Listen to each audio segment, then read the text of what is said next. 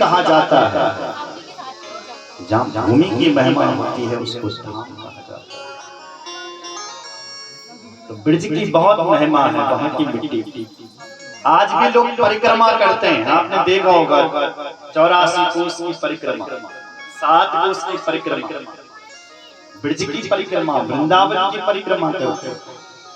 तो ब्रज की जो रेणु है उसकी बड़ी महिमा है, ब्रज की जो धैनु है उसकी भी बड़ी महिमा है, गौ माता की। और ब्रज की जो वेणु है बंसी, उसकी भी बड़ी महिमा है। तो भगवान को लगा आज इस मिट्टी को खा करके देखते हैं जरा कैसा लगता है। ब्रह्मांड घाट पर कन्हैया गए और कन्हैया ने एक मिट्टी का डेला अपने मुख में रख दिया। ये दृश्य दाऊ जी ने देख लिया। दाऊ जी ने बोला, हे कन्हैया तूने मिट्टी खाई? बोले नहीं, अभी तो खाई, अभी जाता हूं और मैया से तेरी शिकायत करता हूं। तो दौड़ा दौड़ा आया और मैया से बोला, मैया कृष्णो मृदम भक्षितवान, देखो देखो तेरे कन्हैया ने आज मिट्टी खा ली। मैया ने कहा, देखो तो कल तक चोरी कर रहा था, आज माट बेटी खा। उठाया डंडा और चल पड़े कन्हैया के पीछे। कसमान मृदमदां तारमन भवान भक्षितवान रहा वदन्ति तावतायेति कुमारास्ते ग्रजोव्ययम्। मैया बोले, चटोरे कन्हैया क्या तूने मिट्टी खाई? मैया तो कन्हैया सोचने लगे क्या बोलूं, तो कन्हैया ने सीधा भाषण कर दिया, क्या ना हम भक्षितवान् सर्वे मिथ्या विशंसिना यदि सत्यगिरस्तर्हि समक्षम पश्यमे मुखम। मैया अहम न भक्षितवान्, मैंने मिट्टी नहीं खाई, मेरी माँ। मैया बोले, क्या ये ग्वाल बाल झूठ बोल रहे हैं क्या? बोले सर्वे मिथ्या, सब झूठ बोल रहे हैं। बोले बेटा लगता है तू सत्यवादी हरिश्चंद्र पैदा हो गया। अल्लाह कहां से आ रहा है? मौन रहो भाई। मैया बोली तू ही सत्यवादी हरिश्चंद्र है क्या? बोले देख मेरी माँ, तुझे विश्वास ना हो ना, समक्षम पश्चिमी मुखम, मेरे मुख में आकर के देख। हाँ बेटा दिखा तो अपना मुख। जैसे ही कन्हैया ने मुख खोला तो भगवान की भगवत शक्ति जागृत हो गई। भगवान की शक्तियों ने कहा, देखो भगवान के मुख में माटी, मैया के हाथ में लाठी, क्या एक जीवात्मा के हाथों से क्या परमात्मा की पिटाई होगी? बोले नहीं, हम ये नहीं होने देंगे। तो जैसे कन्हैया ने अपना मुख खोला तो कन्हैया के मुख में मिट्टी तो नहीं दिखी, वन वाटिका तारा मंडल महाराज पूरा ब्रज मंडल पूरे ब्रह्मांड का दर्शन हो गया। मैया ने जब देखा तो पूरा ब्रह्मांड दिख रहा है। देख करके मैया देखने लगी, मैं क्या देख रही हूँ? कन्हैया ने मुंह बंद कर दिया। अपनी मैया से पूछने लगे, मैया क्या तूने मिट्टी देखी? मैया ने कहा, बोले बेटा तेरे मुख में माटी तो नहीं है, बड़े बड़े पर्वत दिख रहे हैं। अरे मैया मेरे मुख में पर्वत कहां से आ गए? देख मैया तू है बूढ़ी और तेरी ये बुढ़ापे की आंखें हैं ना 95 साल की, हो सकता है चकाचौंध आ गया होगा, कुछ पटाख दिख गया होगा। नहीं तो मिट्टी कहां से मेरे मुख में? हाँ बेटा फिर दिखा। तो जब कन्हैया ने फिर दिखा तब तक भगवान ने सब गायब कर दिया। एक झलक मतलब दिखा, मतलब कन्हैया अपनी माँ को ये विश्वास दिलाना चाहता था कि माँ मेरे मुख में मिट्टी से ही कुछ नहीं होता, मेरे मुख में तो पूरा ब्रह्मांड भरा हुआ है, मुझ में मेरी चिंता। मैया ने अपने कन्हैया को अपनी हृदय से लगा दिया। बेटा कन्हैया ये सब झूठ बोल रहे हैं, यही मेरा बेटा सच्चा है। ले गए कन्हैया को अपने घर पर, खूब माखन मिश्री खिलाने लग गए। बोल कृष्ण कन्हैया लाल की जय। अब दूसरे दिन की बात, अब आ गई दिवाली। तो एकदा गृहदासेषु यशोदानंदगी कर्मांतरनियुक्तासु निर्ममन्त स्वयं यानि यानि गीतानि तद्वाल चरितानि च दधि निर्मन्थने काले स्मरन्ति तानि गायता। एकदा गृहदासीसु, एक समय की बात थी, मैया ने अपनी दासियों को बुलाया और उनको काम धंधे पर लगा दिया दिवाली के दिन कि तुम मेरे घर का काम करो और अपने आप कन्हैया के लिए दधि मंथन करने लगी, छाछ बनाने, मक्खन बनाने लगी कन्हैया के लिए। तो क्या कर रही है, हाथों से कन्हैया के लिए काम कर रही है, मन से कन्हैया के बारे में ही सोच रही है कि मेरा कन्हैया उठेगा, ताजा माखन खिलाऊंगा। और बाणी से कन्हैया के पदों को गा रही है जो संतों ने लिखे। और आप ध्यान देना, मन कर्म वचन से जब व्यक्ति भगवान को याद करता है, भगवान सोते हुए कैसे रहे, कन्हैया सुबह सुबह सो रहे थे तो दौड़ करके आ गए और अपने माँ की साड़ी पकड़, मैया भूख लग रही है, भूख लग रही है, भूख लग रही है, भूख लग रही है। मैया बोली, देख बेटा, माखन आने में तो अभी समय है, तुझे ज्यादा ही भूख लग रही है तो आजा मेरा दूध पी ले। बैठ गई मैया और कन्हैया को अपना स्तनपान करने लगी। अचानक कन्हैया ने एक बात पूछ ली, मैया एक बात बता जरा, तुझे ये दूध बड़ा प्यारा लगता है कि अपना पूत बड़ा प्यारा लगता है? क्या पूछा, कि तुझे मैं प्यारा लगता हूँ या दूध प्यारा लगता है? मैया क्या बोली? मैया बोली, बोले बेटा तेरे सामने ये दूध दही क्या चीज है, ये तो सब तेरे लिए रखा है हमने, हमें तो दूध प्यारा लगता है। ऐसा मैया ने कहा। तो तब तक क्या देखा यशोदा माँ ने कि चूल्हा मत करो, दूध बाहर डाल दे। तो तुरंत कन्हैया नीचे भेगा, बैठा तो यहाँ दौड़ करके गई, मेरा दूध बाहर चले गया, तुरंत गई और दूध को नीचे उतारा। कन्हैया को क्रोध, देखो तो अभी तो कह रही थी कि मुझे दूध बहुत प्यारा है, दूध देख करके पूत को फेंक दिया। इधर आ, जिस मटकी पर मैया छान के माखन बना रही थी उसी को ही फोड़ दिया कन्हैया ने। वहां पर जितनी भी मटके भरे थे सब एक एक करके फोड़ना शुरू कर दिया, उनको मारा, दूध दही की कीच मचा दी। अब क्या करें, बालक पहले उटपटांग काम करे, फिर समझ में ना आए तो रोने लग जाए, क्या करो। तो कन्हैया ने बंदरों को बुलाया, बोले बंदर भैया आ जाओ, आज मेरे घर पर भोग लाओ तुम। सारे बंदर आ गए। मैया ने जब धम धम धम धम की आवाज सुनी, कोई तो यहीं छुड़ा डिमकान लगा। तब देखा कि बांदर आ रहे। ओ कन्हैया, चटोरे, ये तूने क्या कर दिया? जब दूध दही की जब प्रसाद देखी तो मैया ने लाठी उठाई और कन्हैया के पीछे भाग गई। आगे कन्हैया भागे, पीछे से मैया भागी। सुखदेव जी कथा सुना रहे थे। सुखदेव जी बोले, परीक्षित दर्शन कर लो, ऐसा भागता हुआ परमात्मा, ऐसा भागता हुआ भगवान ब्रह्म तुम्हें कभी नहीं मिलने वाले। आगे कन्हैया भाग रहा, पीछे से माँ भाग रही है। भागते भागते महाराज मैया थक गई, लाठी ले रखी है हाथ में। बेटा कन्हैया रुक जा। बोले मैया तू मारेगी मुझे? बोले नहीं मारूंगी बेटा। बोले तुमने ये डंडा क्यों ले रखा है मैया? मैया बोले बेटा ये तेरे लिए नहीं है, ये तो मेरी बुढ़ापे की लाठी है, क्योंकि जब बुढ़ापा होता है आता है तो लाठी का सहारा लेना पड़ता है।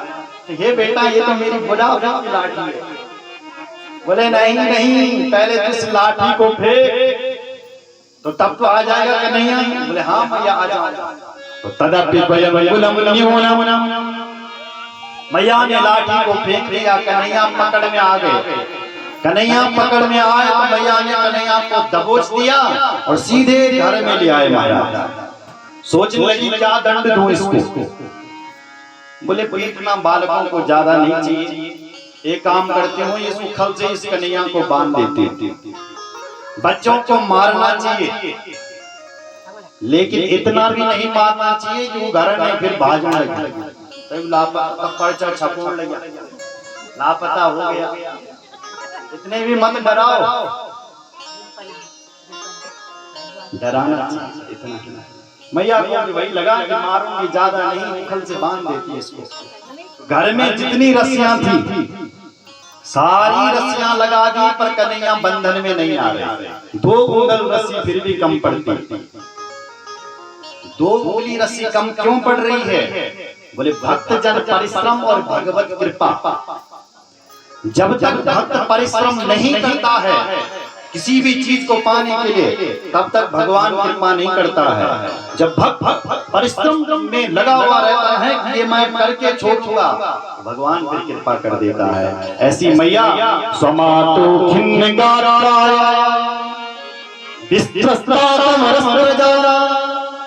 दृष्ट्वा परिश्रमं कृष्ण कृपया स्वबंधने। कन्हैया ने देखा कि मेरी माँ के बाल बिगड़ गए, पसीना आ गया, कृपया कृपा कर दी और वो कन्हैया बंधन में आ गई। और उस उखल से मैया ने कन्हैया को बांध दिया। बोला बंधा रहे इसमें। कन्हैया बोल पड़े माँ मोह को मुक्त करो, मुक्त करो, मुक्त करो। नहीं करूंगी बेटा, तू बंधा रहे। घंटा भर हो गया किसी ने कन्हैया को खोला नहीं, तो कन्हैया को क्रोध आ गया। कन्हैया उस उखल को ही लेकर के चल पड़े महाराज। पूरी जोर लगाया, उखल को ही लेकर के चल गए। उनके आंगन में 2 वृक्ष खड़े थे अर्जुन के। सो उखल उसमें फंस गया। कन्हैया ने एक झटका मारा, सो दोनों वृक्ष टूट गए, चकनाचूर हो गए। पर बहुत बड़ा आश्चर्य हुआ, बहुत बड़ी शब्द शैली हुई, पर भगवान ने शब्द शैली को रोक दिया क्योंकि 2 वृक्षों में से 2 महापुरुष प्रकट हो गए। परीक्षित बोले को भगवान ये कौन थे? तो सुखदेव जी कहते हैं हे परीक्षित, ये कुबेर के 2 पुत्र थे। इनका नाम था नलकुबर और मणिमणि नाम। एक दिन ये सरोवर में स्नान कर रहे थे, नहा रहे थे, और वो भी नग्न नहा रहे थे। नारद जी आ गए और नारद जी को देख करके इन्होंने वस्त्र धारण नहीं किए, कपड़े नहीं पहने, तो नारद जी को क्रोध आ गया। नारद जी ने कहा ए मूर्खों, तुम मेरे सामने जड़ की तरह खड़े हो, तुम कपड़े नहीं पहन रहे हो, मुझे देख करके भी मैं तुम्हें श्राप देता हूँ, जाओ तुम जड़ ही बन जाओ, वृक्ष बन जाओ। कुबेर के दोनों पुत्र रो पड़े, नारद जी के चरणों में गिर गए। ये क्या कर दिया तुमने, हमें जड़ बना दिया, हमें क्षमा करो, क्षमा करो। तो फिर नारद जी ने कहा ध्यान से सुना। बोले भैया अब मेरा श्राप मिथ्या तो नहीं होगा, जड़ तुम्हें अवश्य बनना पड़ेगा, वृक्ष तुम्हें अवश्य बनना पड़ेगा, और मैं आशीर्वाद देता हूँ जाओ तुम नंद के आंगन के वृक्ष बनोगे। नंदलाल प्रभु तुम्हारे वृक्षों के नीचे खेलेंगे, किलोले करेंगे, और एक दिन वही भगवान तुम्हारा उद्धार कर देंगे। तो आज भगवान ने नारद जी का वचन सत्य किया, उन दोनों का उद्धार कर दिया। वो दोनों भगवान की स्तुति गावे देखने क्या बाणी गुणानुकथने श्रवणो कथाया हस्तौ कर्म सुमनस्तव पादयोर्वः स्मृत्या शिरस्तव तवा सजगत् प्रणामे दृष्टि सतां दर्शनेस्त्ववक्तनूना। हे प्रभु वाणी गुणानुकथने श्रवणो कथाया, हमारी जो वाणी है वो सदैव आपका गुणगणों का गायन करती रहे। श्रवणो कथाया, हमारे जो कान है ये सदैव आपकी कथा का पान करते रहे। हस्तौ च कर्म सुमनस, इन हाथों से हम आपकी सेवा करते रहे। मनस्तव समर्थ्याम, इस मन से आपका स्मरण करता रहे। दृष्टि सता दर्शने, हमारी जो ये आंखें हैं, ये दृष्टि है, ये आपका हमेशा दर्शन करते रहे प्रभु। इतना कह करके वो दोनों प्रणाम करके भगवान के धाम के लिए चले गए। बोल भगवत्सल भगवान की जय। अब वृक्षों की टूटने की आवाज अब हो रही है। बहुत बड़ी शब्द शैली सुनाई पड़ी कि ढाला टूट गया। नंद बाबा भागा, जब भागा आया तो क्या देखा कि आंगन के दो बड़े बड़े वृक्ष टूटे हुए हैं, कन्हैया उनके बीच फंसा हुआ है।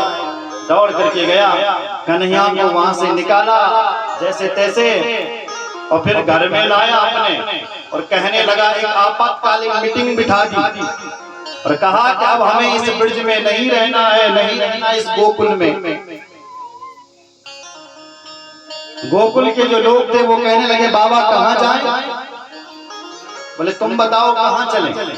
तो नंद बाबा का एक भाई था जिसका नाम था उपनंद, वो बोल पड़ा, बोले बाबा हमारे ब्रिज में बहुत सारे वन हैं, वृंदावन, भांडीर वन, मधुबन। उन वनों में एक बहुत प्यारा सा वन है। कौन सा वन? वनम वृंदावनम पसप्यम नवकाननम गोप गोपी गमा सैभ्यम पुण्यं प्रणवी रुदम।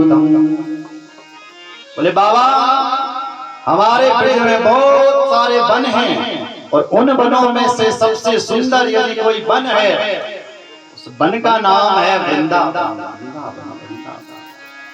बाबा हमें उस वृंदावन धाम में चलना चाहिए। वृंदावन तुलसी का, तो तुलसी से ही जहाँ सरावर भरा हो उसका नाम वृंदावन। वृंदानाम भक्त समूह नाम वनम वृंदावनम, भक्तों का जहाँ समुदाय चलता हो, झुंड चलता हो, उसका नाम वृंदावन। वृंदावन का नाम सुन करके सर्वेषां साधुः, सारे गोप वाला बोल पड़े, हम भी चलेंगे वृंदावन, हम भी चलेंगे वृंदावन, हम भी चलेंगे वृंदावन। नंद बाबा बोले सब चलो। सबने महाराज क्या था, बैलगाड़ी को सजाया, सामान लादा और बैलगाड़ी को तैयार किया, गाय बछड़ों को हाथा और चल पड़े श्रीधाम वृंदावन। और जो वृंदावन में गए और जो वृंदावन का सौंदर्य देखा, तो कैसा है वृंदावन? वृंदावनम गोवर्धनम यमुना पुलिनालिचा दीक्षा सिद्धोत्तमा प्रीति श्री राम माधव यूनपा। वृंदावन की हरियालियों को देख करके कन्हैया का मन बहुत खुश हो गया। मैया मैया इस वृंदावन में मैं तो अपनी गायों को चराऊंगा, गायों को चराऊंगा। 4 वर्ष की कन्हैया की अवस्था थी और 4 वर्ष की अवस्था में कन्हैया गोकुल को छोड़ करके वृंदावन धाम को चले गए। बोल वृंदावन बिहारी लाल की जय। कैसा है वृंदावन? लागे वृंदावन को लागे वृंदावन को, लागे वृंदावन लागे वृंदावन को, लागे वृंदावन को, लागे वृंदावन को, लागे वृंदावन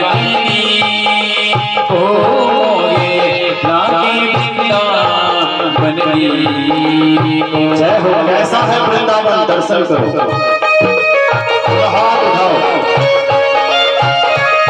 मन ही मन वृंदावन चले जाओ। कैसे होंगे वो कृष्ण, कैसा होगा उसका धाम, कैसी होंगी उसकी गाय, कैसी होंगी उसके बैलों। जय हो।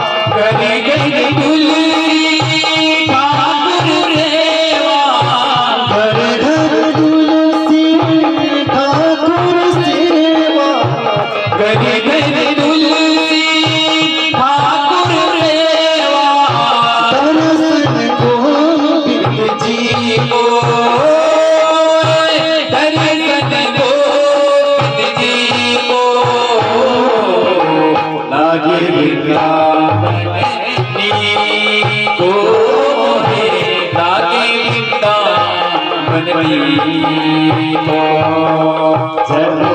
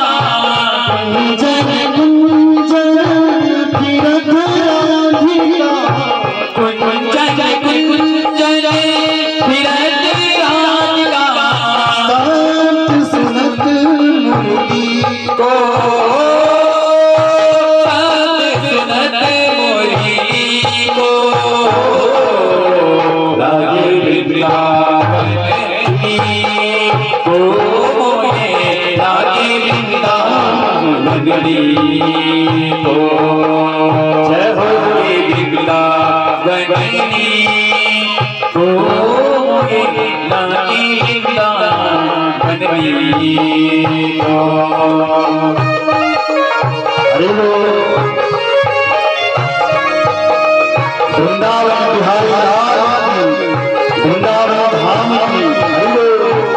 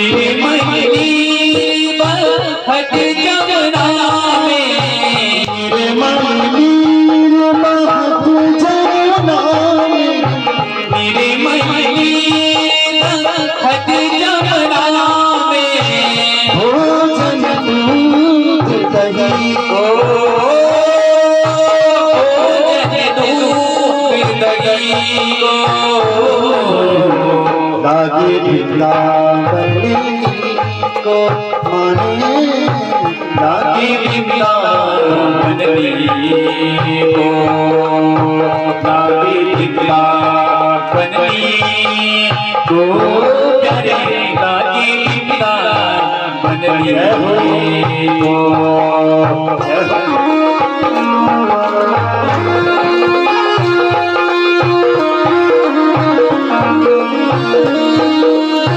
लाल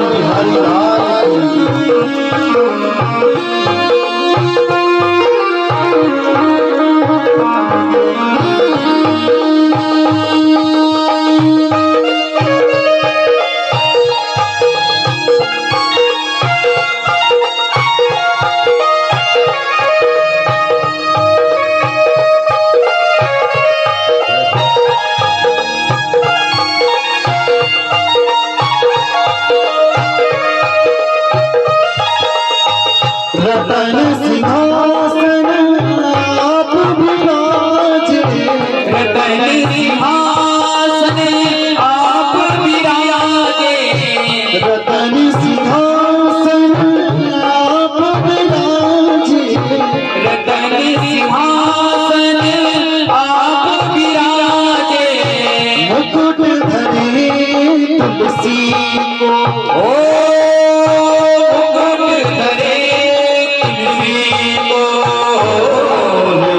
लागे बिगला बनली को लागे बिगला बनली को मीरा के प्रभु गिरधर मीरा के प्रभु गिरधर नागर मीरा के प्रभु गिरधर नागर मीरा के प्रभु गिरधर नागर भजन बिना नरधी को भजन बिना नरधी को लागे वृंदावननी को करे लागे वृंदावननी लागे वृंदावननी को लागे वृंदावननी लागे वृंदावननी को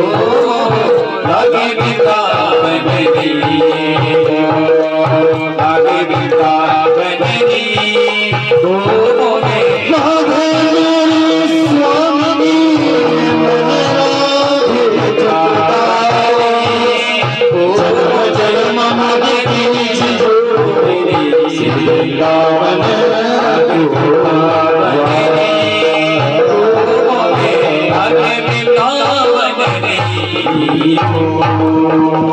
भोले वृंदावन बिहारी लाल की जय जय जय श्री राधे श्याम। वृंदावन की कुंज गली में तो कृष्ण घूमने लगे। प्रेम की कृपा से देख देख निज प्रियों को प्रेम का समुद्र सीमा तोड़ के बहाया है। भावुक रसीले जन निराश न होंगे अब क्यों बोले कामना की पूर्ति हेतु कल्पतरु लगाया है। चिंता मन चारू चादर बिछाई जहाँ भांति प्रतिभांति कुंज कुंज से सजाया है। भारत का भूषण तिलक तीनों लोगों का भक्तों के वास हेतु वृंदावन बनाया है। क्या महिमा है वृंदावन। लेकिन ये महिमा पहले थी। आज आप वृंदावन जाओगे तो पानी भी शुद्ध नहीं मिलेगा। हम तो रहे खारू पानी तक हो खारू। बोतल खरीदनी पड़ती है फिर पानी अच्छा। यमुना को बहुत गंदा कर दिया दिल्ली से लेकर के वहां तक। पर ब्रज की आज भी उतनी ही महिमा है। इसकी महिमा कम नहीं है। 4 साल के कन्हैया मैया से कहते हैं मैया मुझे तो यहाँ पर गाय चरानी है। बातें बंद करो।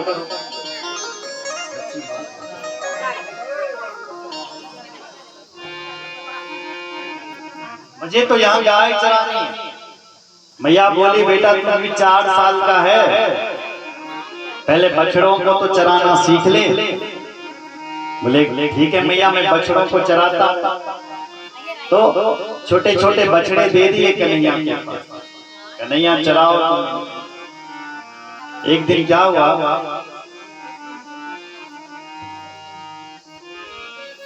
कि कंस का भेजा हुआ बकासुर नाम का एक दैत्य आ गया और वो भी कन्हैया के बछड़ों के साथ मिल गया।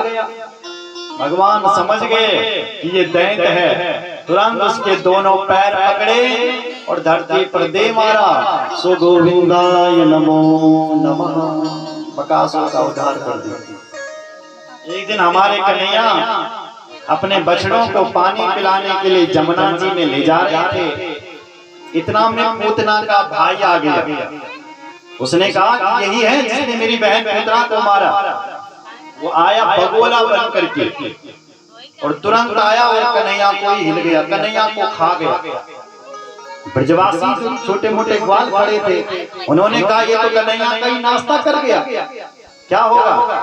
तो भगवान उस बकासुर के अंदर तो चले गए, पर भगवान ने अपना श्री विग्रह इतना गर्म कर दिया कि उसको लगा कि मैंने बच्चा खाया या कोई अंगार खा दिया जलता हुआ, तो तुरंत उसने भगवान को अपने मुख द्वार से बाहर कर दिया। बाहर आकर के कन्हैया ने उसकी चूंच को बीच से फाड़ दिया। सो वकासुर का भी गोविंदाय नमो नमः। ऐसी एक दिन अघासुर आ गया। आपने सीरियल को देख सांप बन करके आ गया। ब्रजवासी उसके अंदर घुस गए। भगवान ने देखा मेरे ब्रजवासी अंदर घुस रहे हैं, प्रभु भी अंदर घुस गए और उसने अपना मुख बंद कर दिया। जैसे भगवान घुसे तो भगवान ने अपना शरीर विग्रह इतना गर्म कर दिया कि उसका ब्रह्मांड फट गया। ब्रह्मांड से फट करके भगवान सारे ब्रजवासियों को बाहर लेकर के आए, अपने आप भी आए और वकासुर भी गोविंदाय नमो नमः। बोल भक्त वत्सल भगवान की जय। एक दिन अघासुर आ गया। उसका भी भगवान ने खेल खेल में उसका भी उद्धार कर दिया। अब तो कन्हैया थोड़े और बड़े हुए, अपनी माँ के पास आए। माँ, अब मुझे थोड़ी बछड़े दूध ले जाने हैं चराने के लिए, मुझे खाना दे। तो कन्हैया की माँ कन्हैया के लिए 2 रोटी बनाती है और गुड़ के साथ दे देती है। रे बेटा, ये माखन है, ये गुड़ है, जा बछड़ों को चरा। दूर चले गए कन्हैया। एक दिन उसकी खट्टी मट्ठा ला मधुमंगल। तो कन्हैया बोले देगा थोड़ी सी मट्ठा। तो कन्हैया ने उसकी झूठी मट्ठा पी ली। ये दृश्य ब्रह्मा जी ने देखा, उनके बछड़ों को चुरा दिया, ग्वालों को भी चुरा लिया। तो एक दिन भगवान ने फिर ब्रह्मा का भी मोह भंग किया और ब्रह्मा को साक्षात्कार करवा दिया कि मैं परमात्मा। ब्रह्मा जी आए और भगवान की स्तुति गाने लगे। कहते हैं प्रभो नौ मिट्यते ध्रुवपुत्री तडिदं बनाया गुंजावतं सपरिपचल सन्मुखाया वन्यस्त्रजे कमलवेत्र विषाणवेणु लक्ष्मस्त्रिये मृदुपदे पशुपांगजाया। हे मेरे भगवान, आपका ये वपू रूप मुझे बहुत अच्छा लगता है, बहुत अच्छा लगता है, बहुत अच्छा लगता है। ब्रह्मा से गलती हो गई है, आप क्षमा करें, क्षमा करें, क्षमा करें। आप भगवान अनंत हो, अनंत हो। नील सरोवर नील मणि नील नील घनश्याम। भगवान नीला है। नीला क्यों है? बोले जो अनंत होता है वो नीला